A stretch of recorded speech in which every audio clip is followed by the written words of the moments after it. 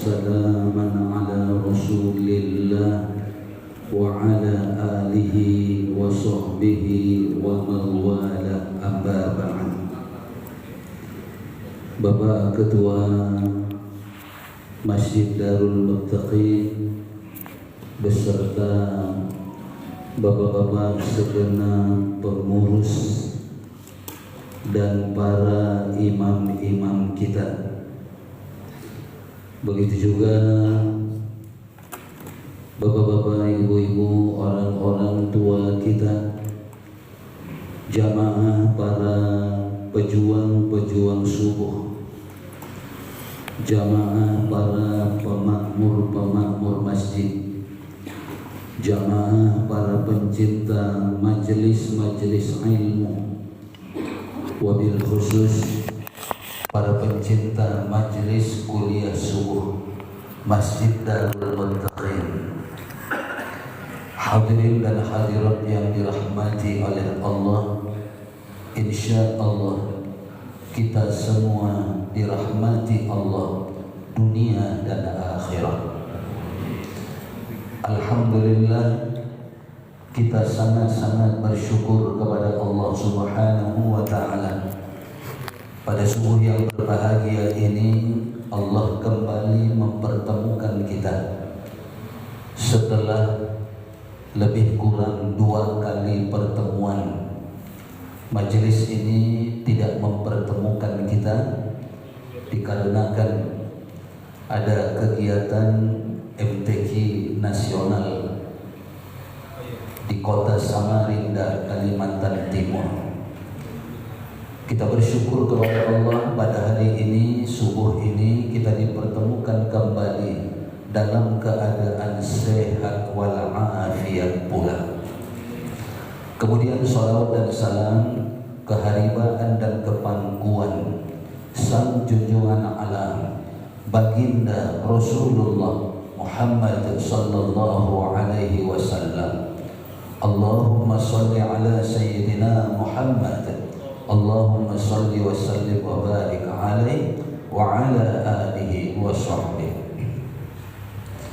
Bapak dan Ibu jamaah yang dirahmati oleh Allah Subhanahu wa Ta'ala, pada subuh hari ini kita akan melanjutkan mengaji dan memahami nasihat dan hikmah yang ada di dalam kitab Al-Hikam, kitab yang ditulis oleh Al-Imam Ibnu Athaillah As-Sakandari.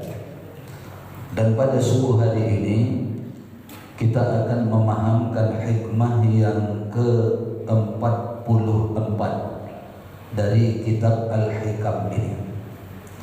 Hikmah yang ke-44 masih berkaitan erat dengan hikmah ke-43 yang kita pahami 3 pekan yang lalu.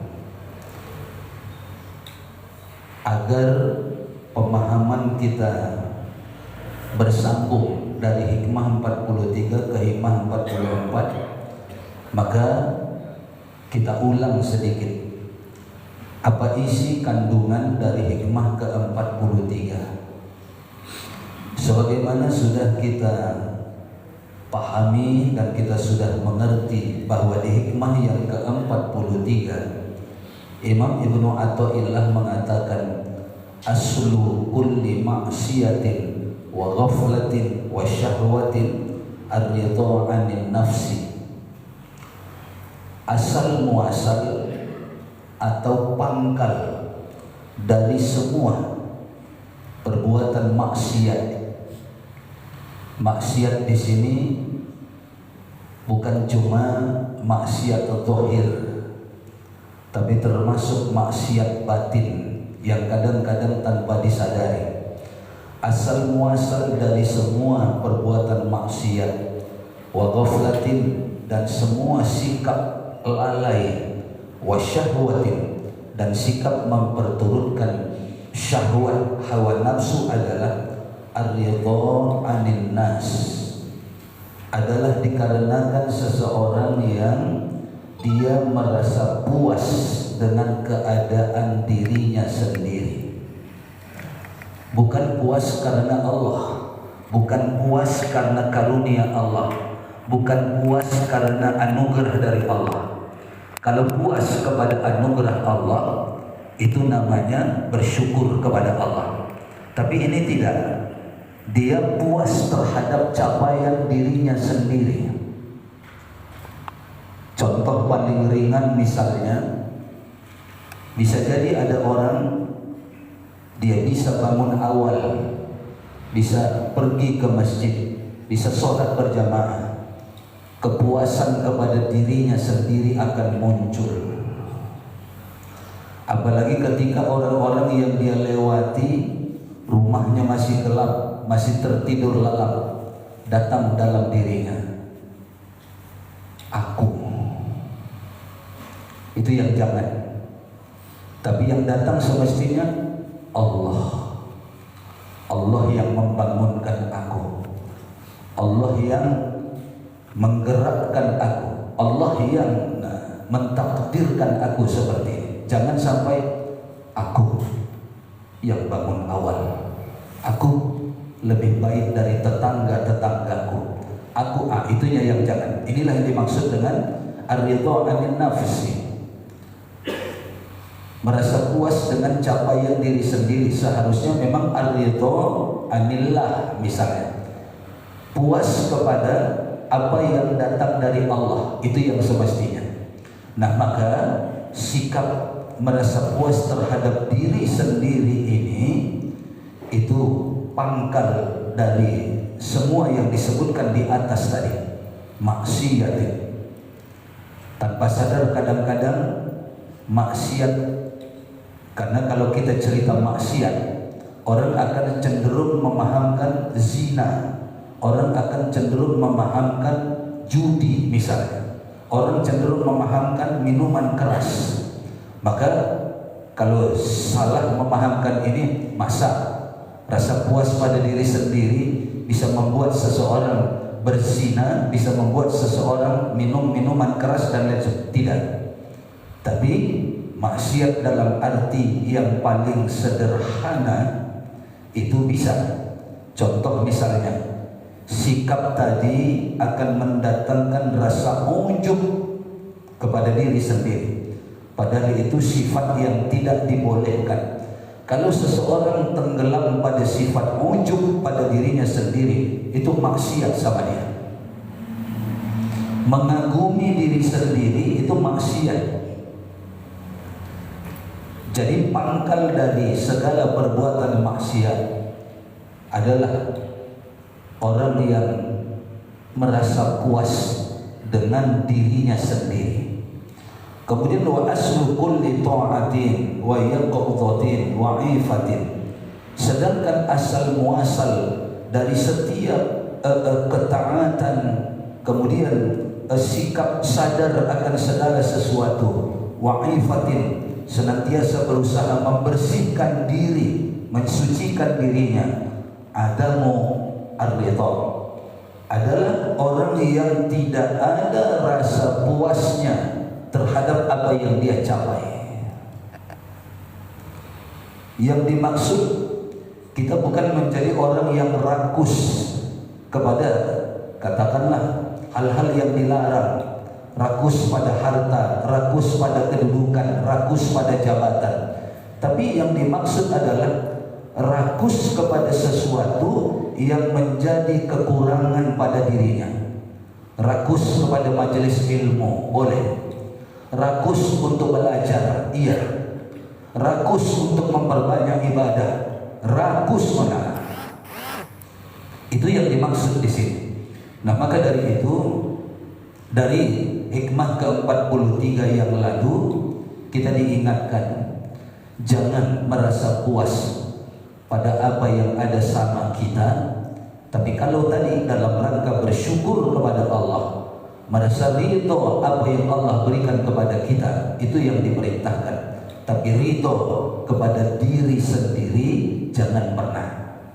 Kemudian kita juga sudah tahu dari penjelasan yang lalu bahwa segala pangkal, asal muasal, ya aslinya dari segala perbuatan yang dilarang itu adalah rasa puas kepada diri sendiri, sementara hal-hal yang memang diperintahkan untuk kita capai adalah dikarenakan tidak adanya rasa puas pada diri kita sendiri. Berlanjut kita kepada hikmah yang ke-44 karena nyambung dia. Pada hikmah yang ke-44 disebutkan wala antashaba jahilan la yarda an nafsihi khairun laka min antashaba aliman yarda an nafsihi wala antashaba, dan sungguh bahwa engkau bersahabat, engkau berteman. Jadi itu kalimatnya walaan, wa dan la, sungguh an, bahwa tashabah, engkau bersahabat, engkau berteman. Jahilan, kepada orang yang merasa dirinya bodoh, jahil. Jadi sungguh ketika engkau berteman, bersahabat dengan orang yang merasa dirinya bodoh, la yarda an nafsihi, dia tidak merasa puas dengan capaian dirinya. Nah yang tadi hikmah ke-43 tadi, berteman dengan orang yang tidak merasa puas dengan capaian dirinya sendiri, jahilan, merasa bodoh, tergambar sama kita. Yang tidak puas itu terutama tentang keilmuannya kepada agamanya. Tidak pernah merasa cukup, tidak pernah merasa sudah sampai, bahkan dia merasa bodoh. Dia terus-menerus belajar, dia terus-menerus mencari ilmu, dia terus-menerus mau membaca-baca buku, membaca-baca kitab, karena tidak puas dengan apa yang dia capai. Maka disebutkan di sini, bersahabat, berteman dengan orang yang merasa bodoh, yang dia tidak merasa puas, merasa cukup dengan apa yang sudah dia capai, khairun laka. Khairun itu lebih baik, laka, bagimu. Jadi berteman dengan orang yang masih merasa bodoh, tidak merasa pintar, tidak merasa cukup, tidak puas dengan apa yang dia sudah ketahui, maka itu lebih baik bagi kita min, dari antashaba, dari bahwa engkau berteman, engkau bersahabat, aliman, dengan orang yang sudah berlagak alim, dengan orang yang merasa sudah banyak ngerti, dengan orang yang merasa sudah banyak pengetahuannya, yarda an nafsihi, dan dia merasa puas dengan dirinya sendiri.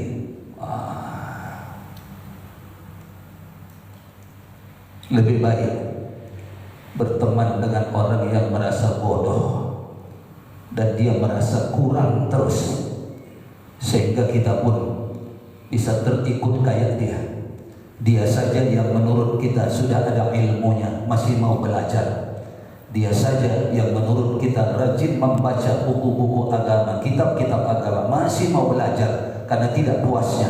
Itu lebih baik sama kita daripada berteman dengan orang yang aliman, yang merasa dia sudah pandai, merasa dia sudah alim, merasa dia sudah cukup, dan dia ridho, dia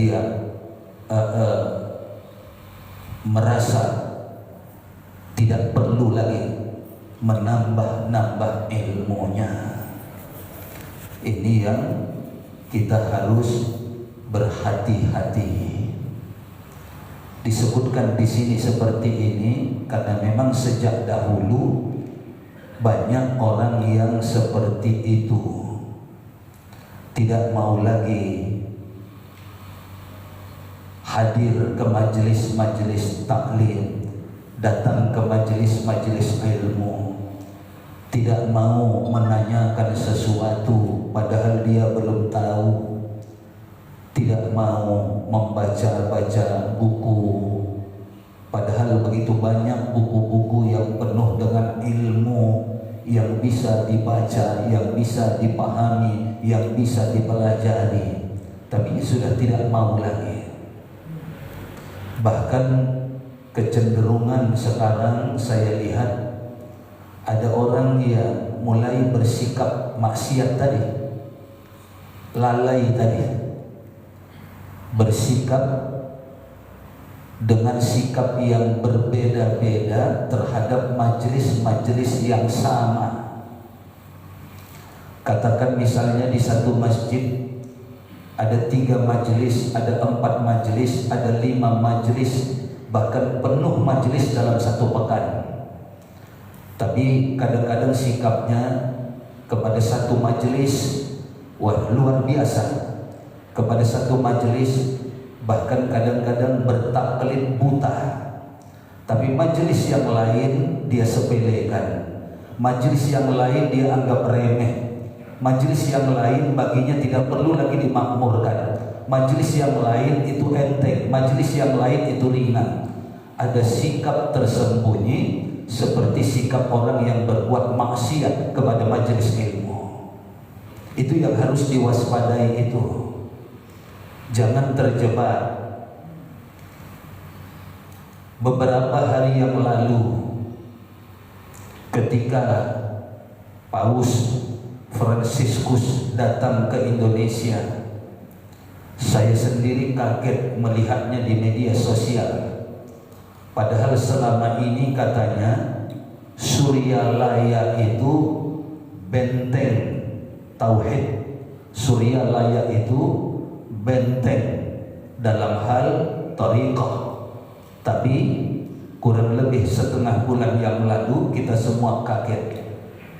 Kan Suryalaya itu didirikan oleh Abah Anom. Sekarang penerusnya namanya Abah Aos. Kita terkejut. Kurang lebih setengah bulan yang lalu itu. Kenapa? Ternyata mereka berkumpul di Masjid Istiqlal dengan perilaku yang belum bisa diterima akal kita. Apa yang terjadi sebenarnya? Terlihat di beberapa video Abah Aos turun dari mobil yang warna mobil itu memang dicat ulang spesial merah putih. Jadi setengah mobilnya di atas merah, bawahnya putih. Keluar Abah Aos dari mobil itu, ternyata dia pun pakai peci merah putih, kayak sinterklas. Kemudian pakai jubah merah putih, lalu pakai dasi merah putih. Di dalam Masjid Istiqlal sudah ramai, hampir penuh. Semuanya laki-laki dan perempuan pakai penutup kepala merah putih, pakai baju mukena merah putih semua. Di dalam mereka yang biasanya berzikir, ternyata mereka menyanyikan lagu-lagu, termasuk menyanyikan lagu Indonesia Raya di dalam Masjid Istiqlal. Apa yang terjadi wallahu a'lam. Tapi kalau kita baca komentar-komentar netizen, semua merasa heran, kenapa begini ini? Kenapa begini ini? Hati-hati, Pak.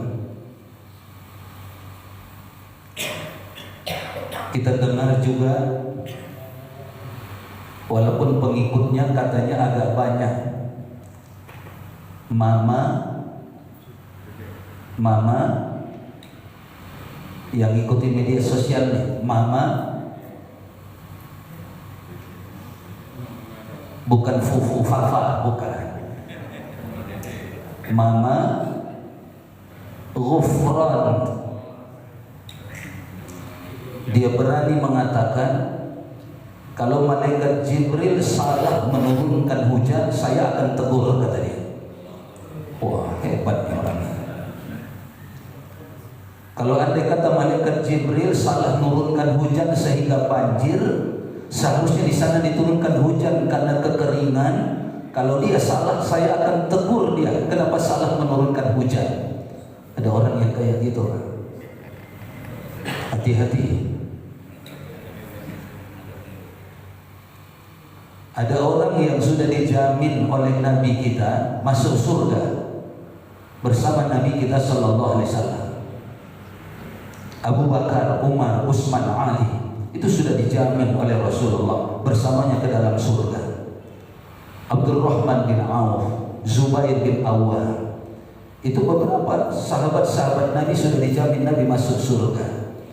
Tapi tidak ada perintah ajaran dari Nabi, siapa yang cinta Abu Bakar maka nanti malaikat Munkar dan Nakir tidak akan berani menanyainya di dalam kubur. Tidak ada ungkapan Rasulullah seperti itu. Padahal mereka sudah jelas ahli surga. Tapi saya dengar ada pernyataan orang yang belum ada jaminan menjadi ahli surga. Tidak ada yang menjamin. Kita saja yang merasa seperti itu bisa jadi. Tapi dia sudah berani mengatakan, siapa yang mencintainya, nanti malaikat Munkar dan Nakir tidak akan berani menanyainya.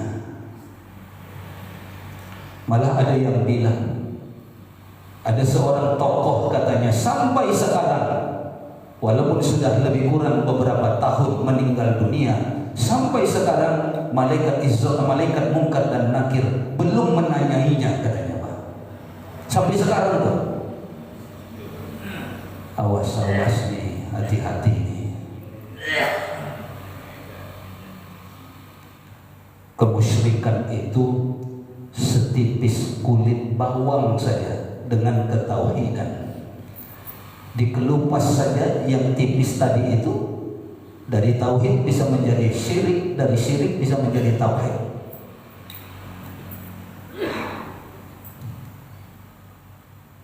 Berhati-hati.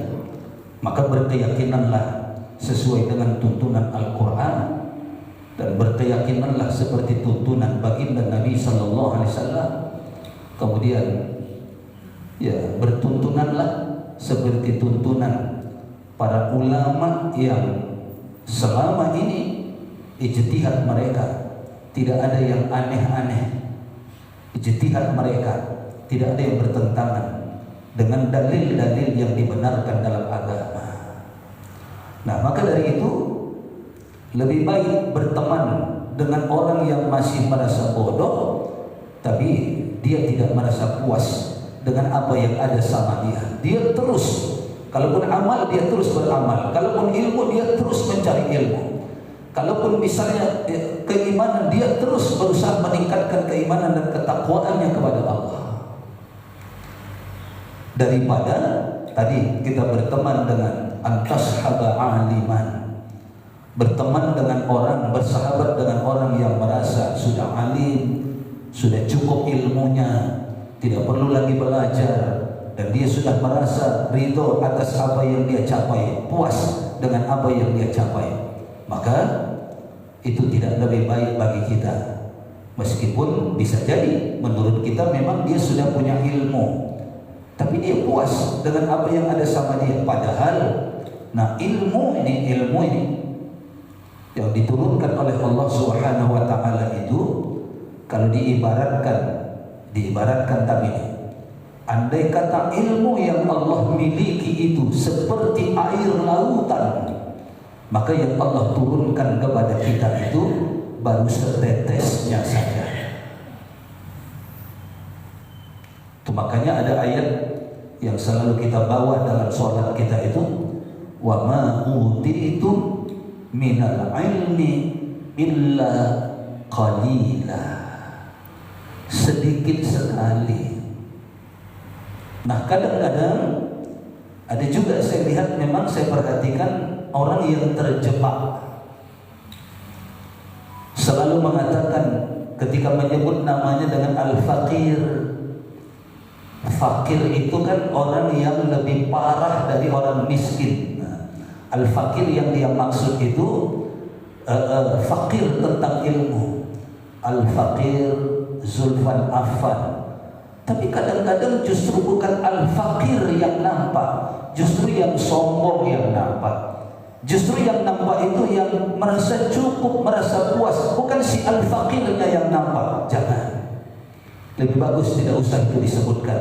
Tapi merasa faqir daripada disebut-sebutkan saya al-faqir, tapi justru nampak ya ada kesombongan, ada merasa sudah cukup, merasa sudah puas. Nah, itu lebih baik bagi kita, tidak usah disebut-sebutkan, tapi kita pelihara, kita tanamkan, kita biasakan bahwa kita ini adalah orang yang merasa masih bodoh, orang yang merasa belum cukup dengan apa yang kita miliki. Daripada tadi merasa aliman, sudah alim, sudah ngerti, sudah paham, dan merasa puas dengan dirinya sendiri. Kerusakannya itu pada pasal atau hikmah yang ke-43 yang kita sebutkan tadi. Jadi merasa alim itu akan menyebabkan maksiatin wa ghaflatin wa syahwatin, menyebabkan dia bisa bermaksiat, kemudian dia bisa menjadi orang yang lengah dan lalai. Kenapa? Tidak mau lagi belajar.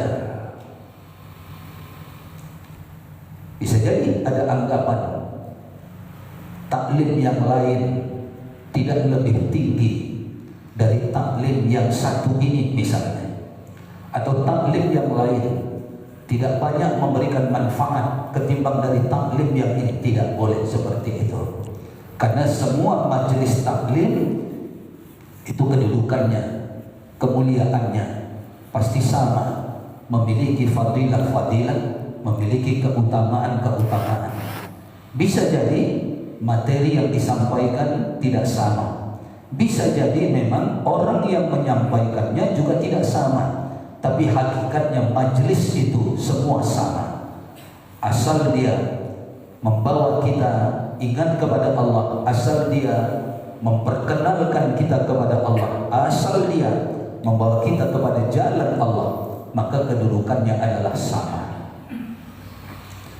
Kemudian Imam Ibnu Athaillah menyebutkan lanjutan dari hikmah ke-44 tadi. Fa ayyu ilmin li'alimin yarda an nafsi wa ayyu jahlin li jahilin la yarda an nafsihi. Nah, kemudian disebutkan fa ayyu ilmin li'alimin, di mana letak berilmunya seorang yang merasa alim, yang dia merasa puas dengan dirinya sendiri. Di mana kealiman orang yang merasa alim, yang merasa puas dengan dirinya sendiri? Justru dengan dia merasa alim itu artinya dia bodoh.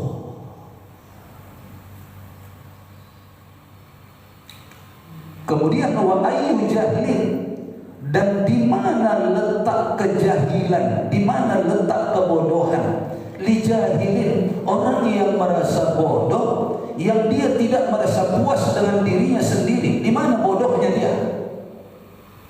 Sementara dia tetap merasa bodoh dan tidak merasa puas dengan dirinya sendiri. Di mana bodohnya? Justru dialah yang alim itu. Jadi hakikatnya orang yang masih merasa bodoh, dialah yang alim itu. Dan sesungguhnya orang yang merasa sudah alim, dialah yang bodoh itu. Maka dipertanyakan oleh Imam Ibnu Athaillah, di mana letaknya kealiman seseorang yang merasa alim? Justru dengan dia merasa alim, dia sesungguhnya tidak alim. Dengan merasa alim, sesungguhnya dialah yang jahil, dialah yang masih bodoh. Dan kemudian dipertanyakan juga, di mana letaknya kebodohan seseorang yang masih merasa bodoh? Justru dengan dia masih merasa bodoh, kemudian ingin mencari lagi dan lagi, dan dia tidak puas dengan apa yang dicapainya, justru itulah kealimannya. Itulah tandanya dia orang alim. Jadi bisa jadi Bapak dan Ibu, ada orang yang merasa kalau datang ke majelis taklim kayaknya dia rasa bodoh rasanya. Padahal justru sebaliknya, ketika dia tidak mau hadir ke majelis taklim, dialah yang bodoh yang sebenarnya. Yang mau datang ini masih merasa belum cukup, yang masih mau berbelajar ini masih merasa banyak yang belum dia tahu, masih merasa bodoh dia. Justru disitulah letak kealimannya. Maka orang yang alim, dia pasti akan merasa tetap bodoh. Orang yang alim, dia pasti merasa tidak cukup dengan apa yang dia capai, dengan apa yang dia miliki, sehingga dia akan berusaha terus mencarinya, berusaha terus menambahnya, berusaha terus agar dia mengetahuinya. Inilah orang alim yang sebenarnya. Justru yang tidak mau lagi belajar, walaupun dia merasa sudah alim, dialah yang bodoh yang sesungguhnya. Ini hikmah yang ke-44 sebagai lanjutan dari hikmah yang ke-43. Dengan kesimpulan, jangan merasa puas dengan apa yang kita miliki, terutama menyangkut ilmu, terutama menyangkut amal, menyangkut ibadah, terutama menyangkut keimanan, menyangkut ketakwaan. Jangan pernah merasa sudah bertakwa, jangan pernah merasa sudah beriman, sehingga tidak khawatir lagi dengan yang lain-lain. Padahal tadi disebutkan dia bisa menyebabkan munculnya sikap bermaksiat, sikap lalai, dan juga sikap memperturunkan syahwat dan hawa nafsu.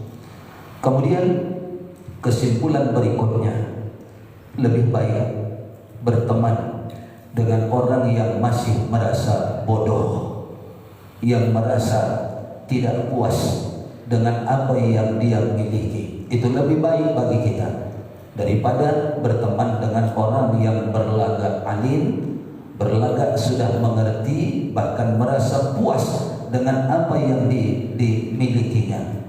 Kenapa?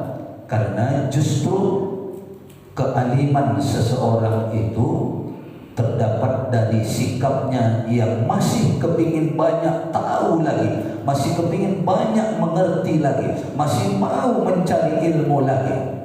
Itulah kealiman yang sebenarnya. Justru ketika seseorang merasa sudah alim, sudah mengerti, sudah cukup, tidak perlu lagi, tidak perlu menambahnya lagi, justru pada titik itulah dia dianggap orang yang bodoh yang sesungguhnya.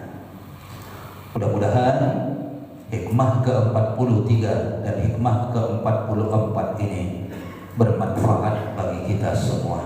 Amin ya Allah, amin ya Rabbal Alamin.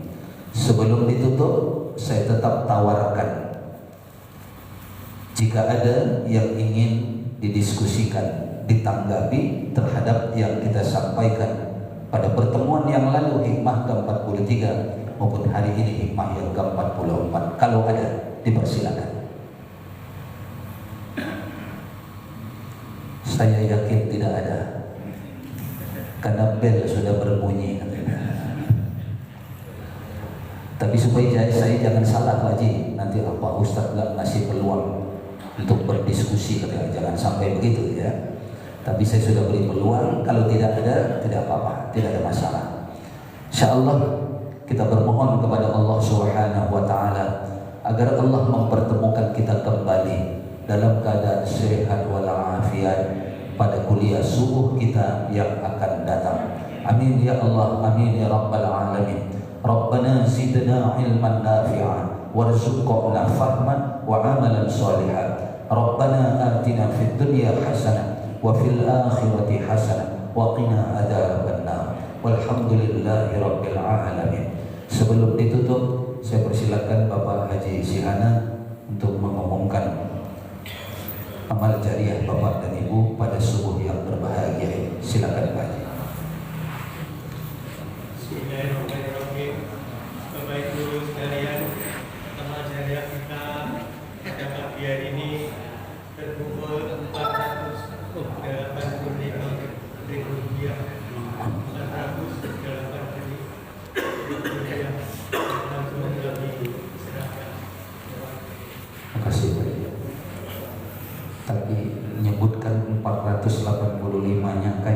sedih Pak Haji. Oh gitu. Iya, beliau membacakannya sedih Pak Haji. 485 kata beliau. Terima kasih Pak Haji Sihana, terima kasih banyak Bapak dan Ibu sekalian. Ini sangat-sangat bermanfaat sekali dan kami terima dengan hati yang gembira, dengan hati bahagia, dan senantiasa mendoakan Bapak dan Ibu sekalian agar rezeki Bapak dan Ibu bertambah murah dan mudah, agar rezeki Bapak dan Ibu bertambah diberkahi oleh Allah, agar rezeki Bapak dan Ibu bertambah berlimpah dikaruniakan oleh Allah Subhanahu wa taala. Amin ya Allah, amin ya rabbal alamin. Subhanakallahumma wa bihamdika asyhadu an la ilaha illa anta astaghfiruka wa atubu ilaik. Billahi taufiq wal hidayah. Wassalamualaikum warahmatullahi wabarakatuh. Allahumma shalli ala sayyidina wa maulana Muhammad. Demikian tadi tausiah yang disampaikan oleh Ustadz Dr. Andes Jul Kontakpan MHI SHI. Semoga bermanfaat bagi kehidupan kita dan barokah. Amin amin ya rabbal alamin. Saya akhiri hidup saya hari ini. Billahi taufiq wal hidayah. Wassalamualaikum warahmatullahi wabarakatuh.